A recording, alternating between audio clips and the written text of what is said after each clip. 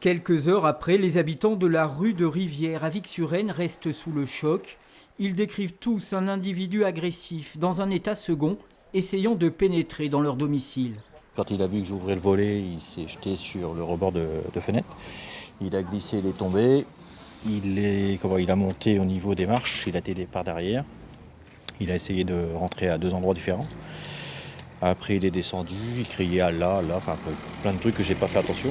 Et en même temps, j'avais la gendarmerie au téléphone. L'individu armé d'une barre de fer qu'il s'est procurée sur une antenne satellite cherche à s'introduire dans d'autres maisons. Il oppose une vive résistance aux forces de l'ordre qui doivent faire usage de leur taser pour le maîtriser, aidé de quelques habitants. J'ai vu qu'il bavait, donc je pense qu'il était un peu drogué.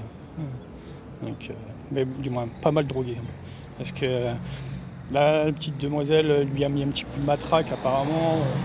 Il n'a rien senti. Il n'a rien senti. Et puis de la façon qu'il nous a soulevés, il y avait quand même 200 kilos, un peu plus de 200 kilos dessus. Et il bouge encore bien. L'individu décédera peu après son interpellation. Il sera identifié grâce à ce témoin en verre. Selon les dires de ce dernier, l'agresseur souffrait de problèmes psychologiques. Ses motivations restent à déterminer. Il est inconnu des fichiers de police, de gendarmerie, son casier judiciaire ne porte la mention d'aucune condamnation.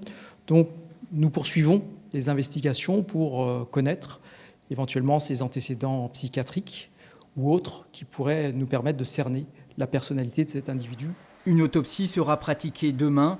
Une enquête est confiée à l'inspection générale de la gendarmerie pour déterminer précisément les conditions du décès de l'agresseur.